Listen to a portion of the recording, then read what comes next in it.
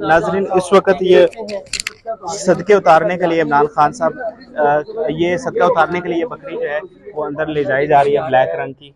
आगे आगे करें,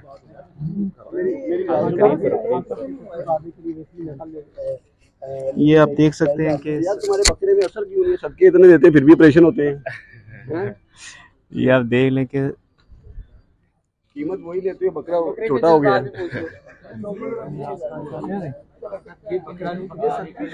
ये जनाब सदका उतारने के लिए बकरा अंदर ले जाया जा रहा है और ये अक्सर आप देखते रहते हैं कि सदका उतारा जाता है। अक्सर खान साहब जब बाहर भी जा रहे होते हैं तो बकरे वगैरह के सदके उतारे जाते हैं।